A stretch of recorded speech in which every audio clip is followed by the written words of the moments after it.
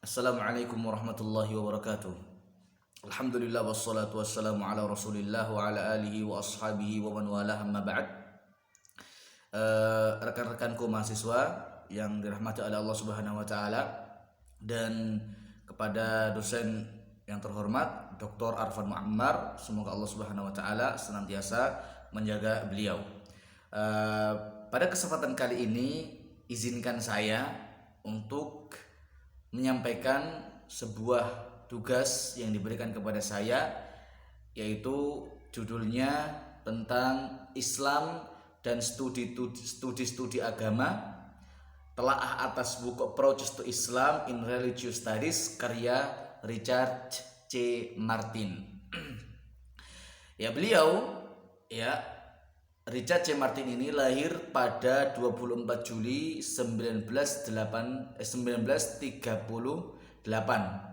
dan pendidikan terakhir beliau adalah S3 dalam bidang bahasa dan sastra di New York University pada tahun 1975. Dan beliau memiliki karya tulis yang banyak sekali. Di antaranya adalah buku yang akan dibahas ini, yaitu Approach to Islam in Religious Studies. Kemudian di antara buku beliau juga adalah Islamic Studies, A History of Religious Approach. Kemudian di antara karya beliau juga adalah Defenders of Reason in with the Sharing the Book, Religious Perspective on the Right and Wrong of Proselytimes. Itu di antara karya-karya beliau.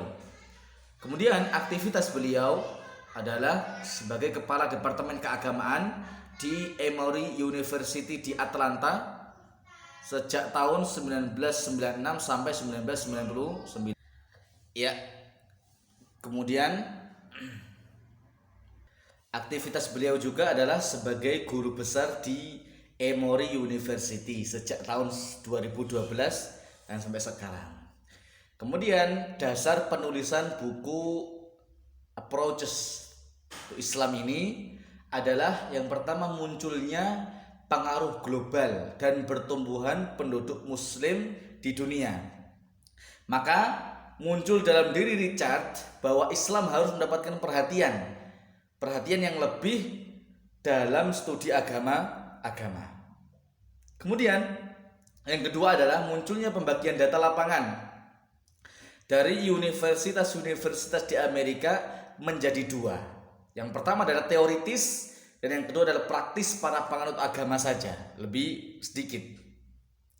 Kemudian yang ketiga alasan dasar penulisannya adalah keadaan pada abad ke-20 di Amerika lebih kondusif dibandingkan pada masa sebelumnya yang menimbulkan banyak perdebatan. Artinya ketika di abad 19 dan ke bawah itu setiap orang lebih dicekoki untuk ikut ideologi tertentu, tidak ada kebebasan dalam berpikir dan berpendapat. Sehingga di abad ke-20 Richard C. Martin ini mengira bahwasanya ini lebih enak untuk dia menulis pandangan-pandangannya terkait dengan agama. Kemudian studi Islam dan sejarah agama-agama.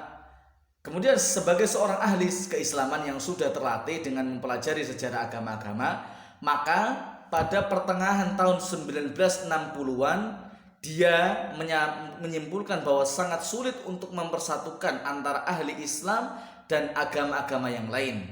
Hal itu karena dua alasan. Alasan yang pertama adalah sedikitnya data tentang Islam oleh ahli sejarah agama, dan hanya sedikit memberikan data tentang kontribusi umat Islam dan pertumbuhan pengetahuan mereka serta tradisi-tradisi keagamaan mereka saja.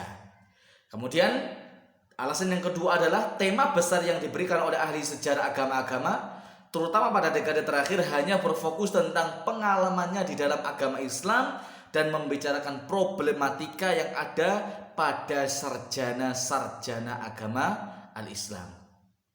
Kemudian sejarah agama-agama, yaitu pada abad ke-19, studi tentang agama-agama manusia menjadi dasar pengembangan akademik, terutama di Eropa. Dalam hal ini perbandingan agama maupun fenomenologi, agama adalah desain para sarjana dan gerakan yang memiliki waktu dan negara tertentu. Pada paruh kedua dari abad ke-19, ketika studi saintifik memperoleh kebebasan dari berbagai fakultas di Eropa, di universitas-universitas di Inggris, maka pada saat itu studi sejarah menjadi disiplin ilmu yang mandiri. Kemudian setelah peristiwa Perang Dunia Pertama, banyak para sarjana yang mulai berubah cara pandang, sehingga mereka tertarik untuk mempelajari agama, terinspirasi dari pergerakan kontinental bidang filsafat. Ahli fenomenologi agama mencoba mengaplikasikan manifestasi agama dalam segala metode. Kemudian Islamic Studies. Dalam buku itu disebutkan pada abad ke-19 studi ketimuran mengalami pemisahan sebagai disiplin ilmu tersendiri di universitas-universitas di Eropa. Di Prancis dan di Inggris misalnya, mereka sangat berambisi untuk menjajah daerah Timur Tengah, sehingga disiplin ini atau disiplin ilmu tentang mereka, tentang ketimuran, harus dikuasai terlebih dahulu. Seluruh pendidik studi tentang Timur Tengah fokus utamanya adalah agama Islam dan sejarah Islam dan sastra. Kemudian pertumbuhan program tentang studi kawasan di kebanyakan universitas Amerika misalnya menyebabkan munculnya program-program baru dalam studi ketimuran. Kemudian studi Islam telah memperoleh kritik pada tahun terakhir setelah satu-satunya adanya sebuah tulisan yang menyatakan bahwa orientalisme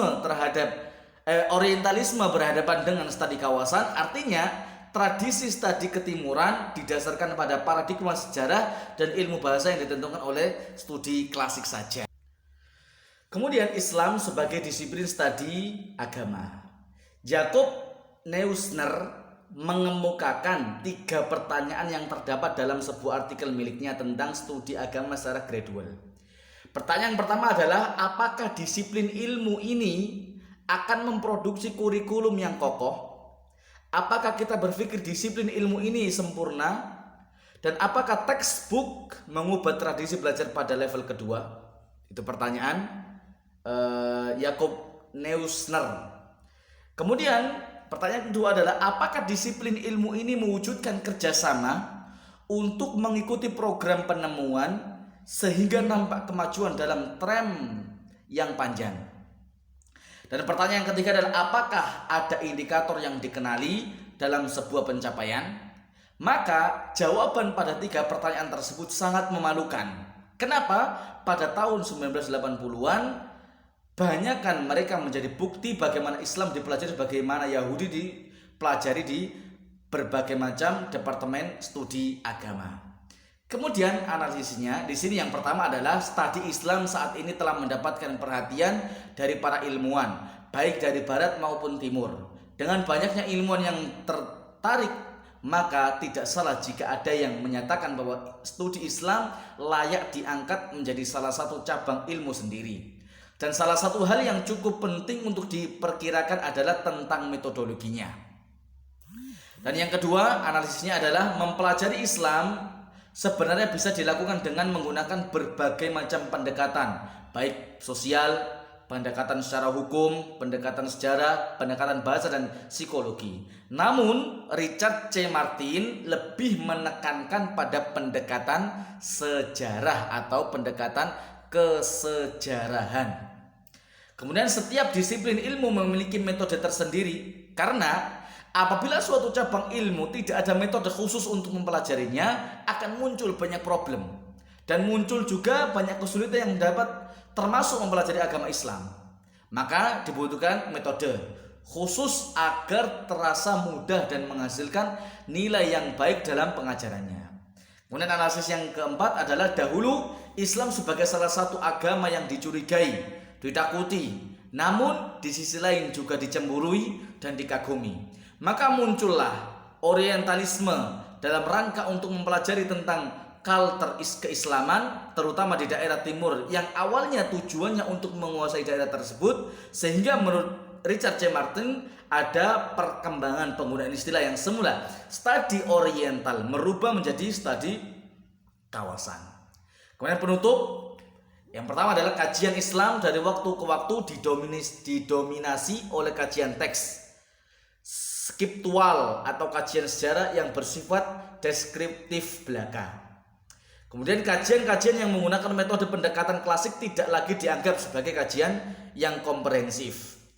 Kemudian kajian-kajian Islam terus berkembang sehingga hal ini adalah sebuah kontribusi ilmiah yang harus didukung. Karena Islam yang berkembang di wilayah-wilayah tertentu telah menemukan jati dirinya sendiri.